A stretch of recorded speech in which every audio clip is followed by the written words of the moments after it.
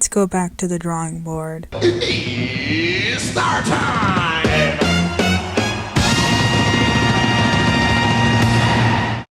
It feels like forever since I last drew something. I spent this long away for reasons that shouldn't have been the reason.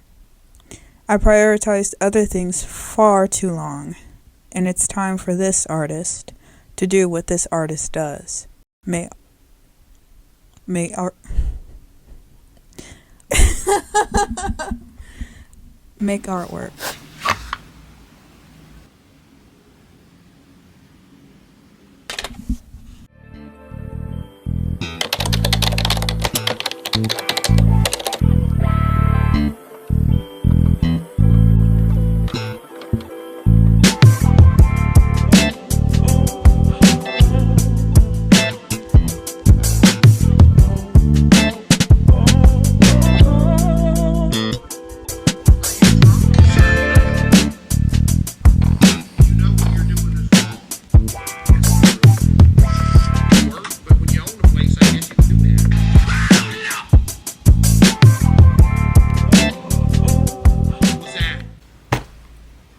Hello and welcome back to my channel. Hello if you're new, welcome. If you're not new, welcome back to my channel. Just debrief real quick because I am experiencing some allergies. It's literally bugging the heck out of me because I feel like every time I breathe, I can't keep down the air. Which is actually crazy. It's like an insane concept to think about. Like, I can't really breathe normally. But anyway, I think I'm good now. I took a Zyrtec. I drank tea. I had vitamins. I don't know if that helps. And I've had food. Maybe that'll help nutritionally. I don't know. But here we are right now. Today is Monday. I am at home right now, clearly.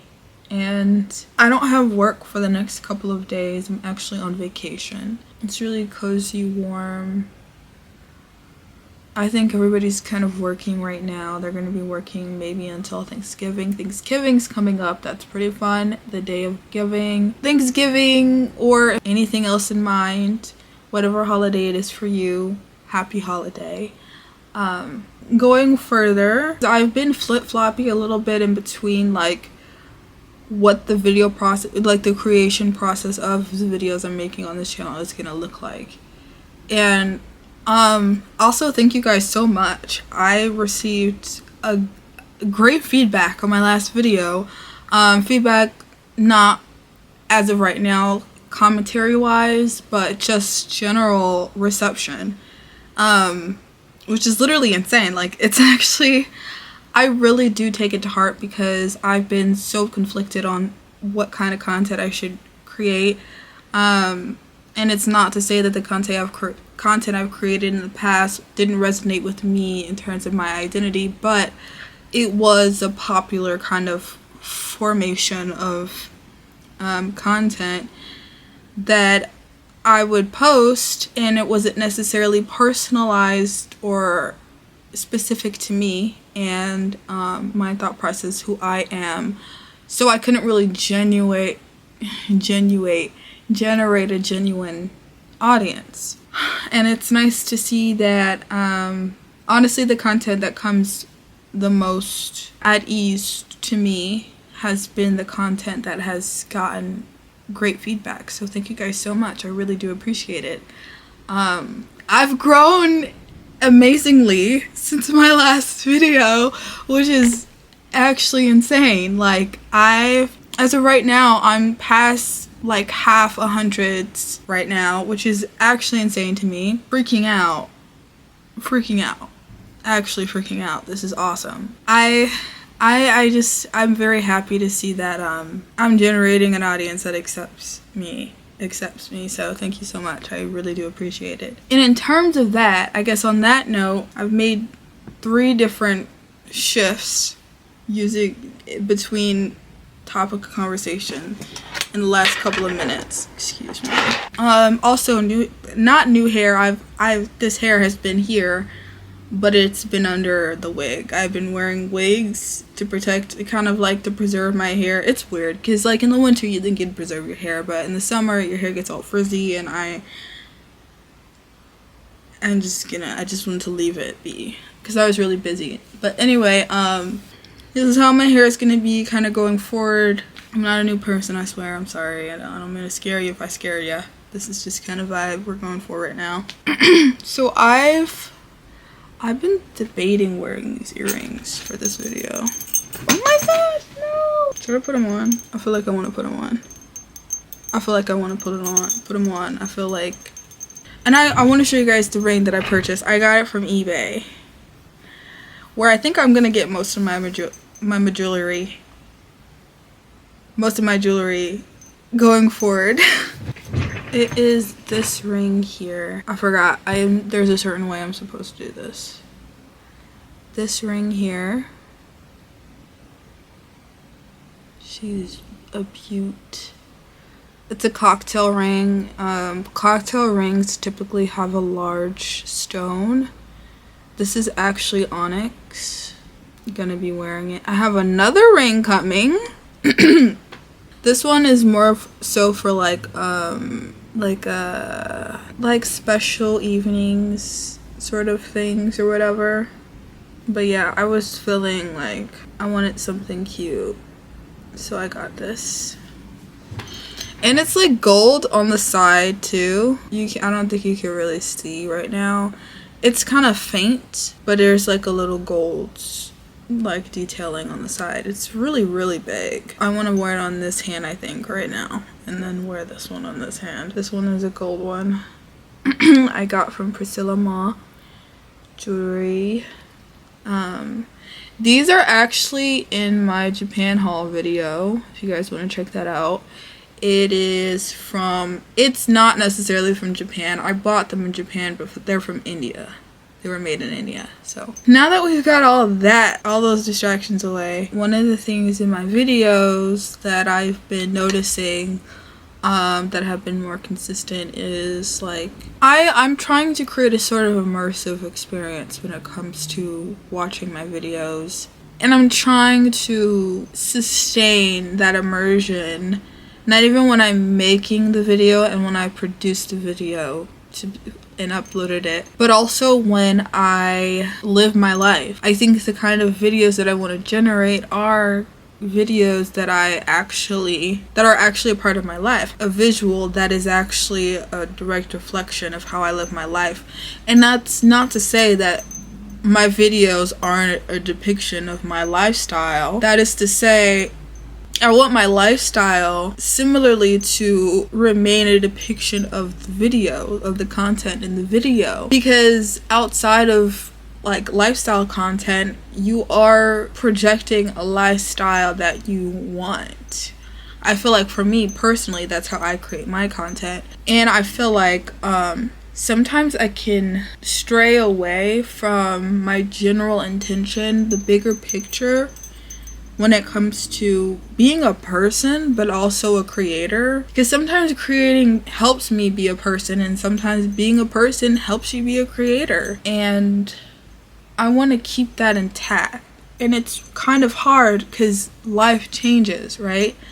People come and go in your life. Sometimes it has a significant impact on it. You move, of course that's going to have a significant impact on your life, but as well as your content, and things change. And I've noticed that for me personally, I'm pretty sensitive when it comes to that change, and not in a sense of I become completely disoriented and I lose all ability to navigate my life or something like that.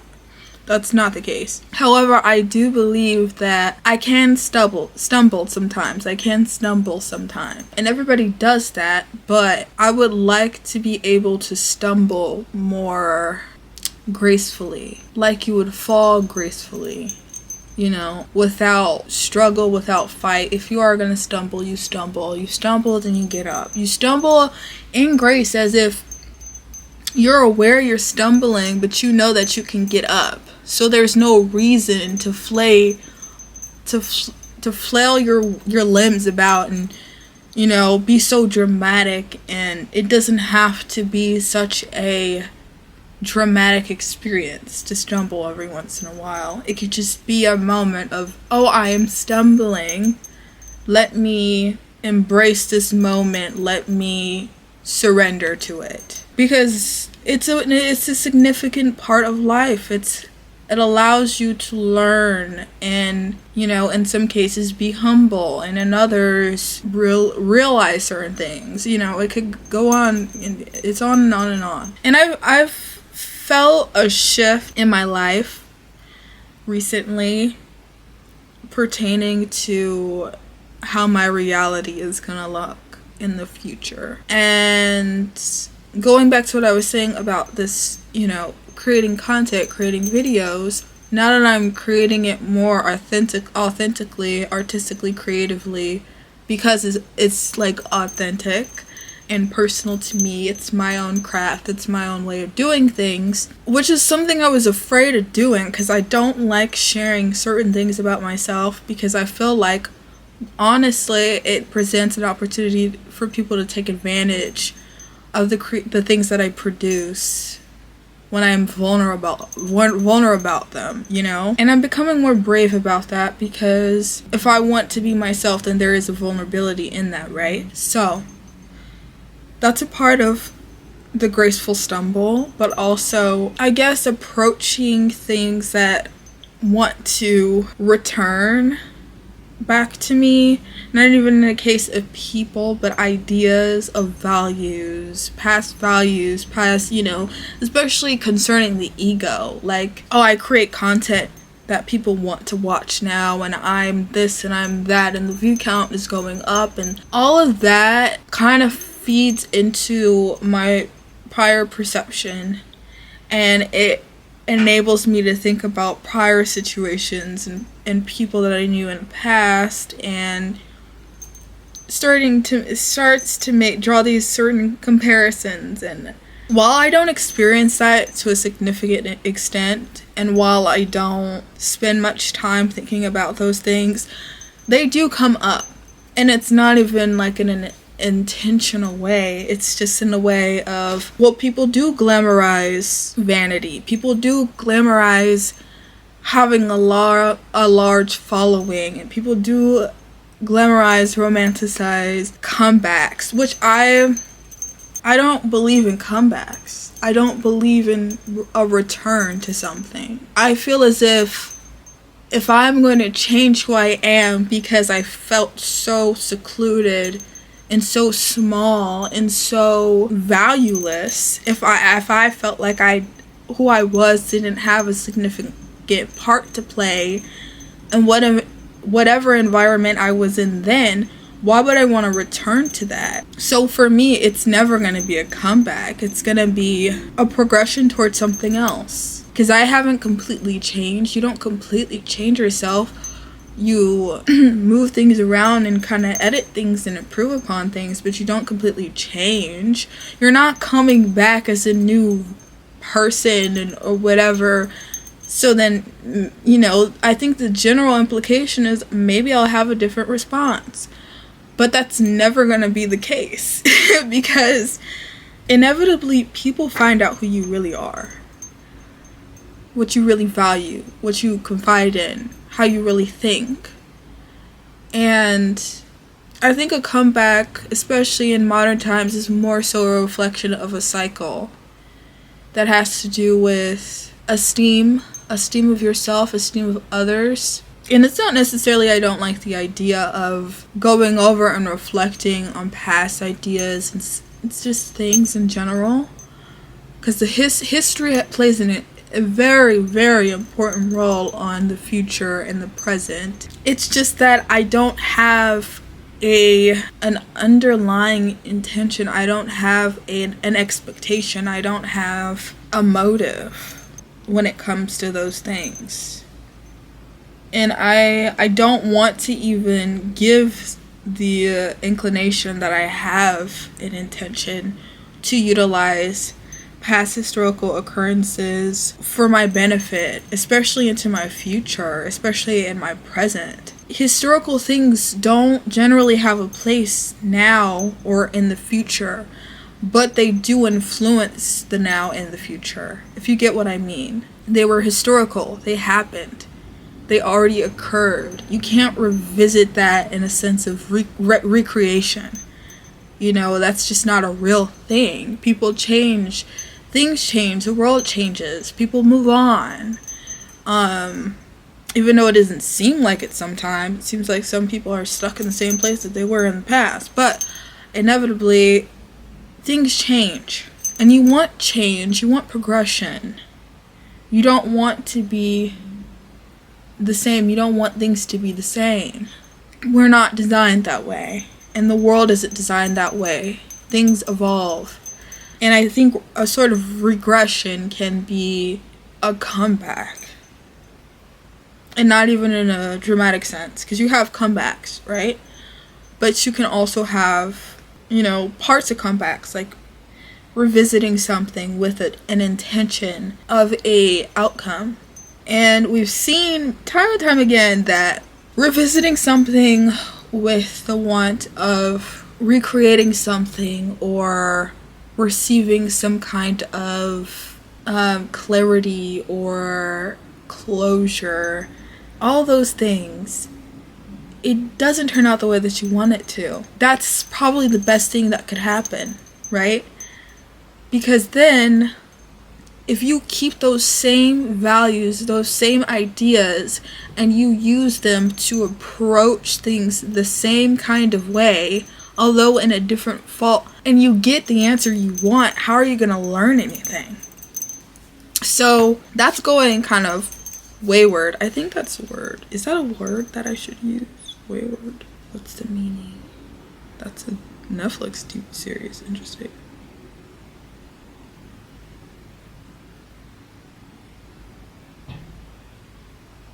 Actually, that's a good word to use. Going wayward into circumstances and situations, even those that are recognizable, not the best idea. I wouldn't do that. So with that being said, how do you sustain that grace and that gratitude of being who you really are aside from external circumstances? And that's what I've been trying to think about lately, because I can't stay in a hole forever. Like, I can't stay hidden forever. I can't be in a cave forever. I can't just live in my own world forever. Even now, my world has approached, touched, communicated, coincided with yours watching me now. And firstly, I think all you can really do when something new is happening is be kind and be gracious and we have to respect the fact that we don't know of some of the things that we come in contact with throughout life, and we need to be okay with the fact that we don't know some things. However, you do have the right to sustain the environment that you've created for yourself that's been nurturing you for so long, especially if you had yet to ever create a world which has nurtured you and given you more than you've ever experienced. And that's what I've been experiencing lately. I would say in God's blessing, because I believe in God, I believe in the universe, and that we're all connected. That's another topic. You guys have your own beliefs, of course, respectively. You know, we're all wanderers here. I have been the happiest that I've ever been in my entire life. Which is you'd think it's such an interesting concept, really, because you'd see how our perception of happiness is in popular culture. Not even sometimes in popular culture, in smaller communities where certain things are prioritized, but people aren't generally happy, you know. And I would say I have less than I used to have. Less friends, less things, less maybe connections. less insight on what's going on, especially with people in my generation. Not in a case of ignorance, but more so just in a case of I'm aware of that environment. I am knowledgeable of, the certain climate, but I am not actively involved, at least not on a consistent basis. And yeah, I couldn't really tell you how to build a presence, how to be amongst, I think, the typical young person's kind of lifestyle involving different social spaces. I couldn't tell you how to do that, but I am happy. And that really doesn't, I don't really have any commentary on people's social lives or certain addictions or the uses of the phone. I almost called it a telephone, oh my gosh. The uses of the phone or social media. You get that a lot with different videos, and people have their own ways of living their life. I can't talk on it because it's not my life, and I generally am not interested. I could of course have a conversation about it, and I could give you my personal viewpoint through my experience, but I cannot tell somebody how they should live their life or not. I can't tell somebody that they're going to be happy living the life that I live. So, that being said, we're more so on the topic of how to protect your world and your own environment when you are exposed to other worlds and environments on a consistent basis at a point. And maybe at a point you just don't have to deal with it, which, hey, it's pretty nice. From time to time, of course, you want to talk to people that you've never spoken to, and we're social creatures at different extents, but nonetheless. So in my entries, this is funny to me, because looking back on it, I was like, oh, okay. The initial entry that I created was very passionate. And maybe I'll read it, and then if I want to use it for part of the video, I'll cut it out. I made this on the 23rd. How do you interrupt yourself? Oh my gosh. I made this on the 23rd. I said, let me try to revisit that feeling. Okay. I said, I've made great strides since my last entry, and I feel inclined to continue on that path, which I've taken significant steps. But what do you do when the past comes back for you? I'm a solitary creature, and I think solitary creatures are often mistaken for amiable, nice, pleasant. Sorry, that was my stomach. Amiable, nice, pleasant. Who says the solitary doesn't have edge? I've mentioned the concept of a solitary environment before, how it lacks visitors. That's for a reason, affiliated with its purpose. This solitary place holds personal, vulnerable things about myself. The world I've created, existing out of external validity. Apart from the business of others. I like it this way. But people get nosy. Energies and ideas become intertwined, both unintentionally and deceivingly. So how do I protect it? Well, it's a simple answer, really. I remain immersed. So, this concept of immersion, right? I think about it in language, for instance, where to fully get to understand the composition and how to speak and what certain things mean in another language, you have to immerse yourself. You have to apply it onto your life, and see it through this lens. And maybe more so on a consistent basis. Maybe there are things in a language that you use naturally now throughout your life because it helps you understand things better. There are things, devices, formulas and things in learning languages I've experienced through language learning that you can definitely use in the everyday life. There are concepts and things discussed in my language learning practices that I use all the time now because it helps me. And I believe that it's because language literally is a form of communication, and I think people take that a little too literally when they're interested in learning a language.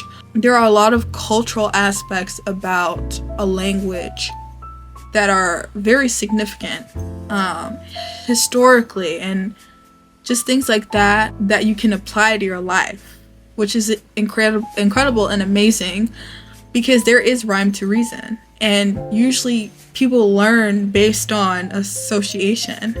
That's how you get the strongest outcome when learning something, not through memorization, but consistent recognition of patterns and associating things so that it's easy to remember. That's how I learn anyway. And I see that a lot with like infants and children. You know, if they like an apple, if they like eating apples, they're gonna tell you, oh, it's an apple, it's an apple, it's an apple. That consistency.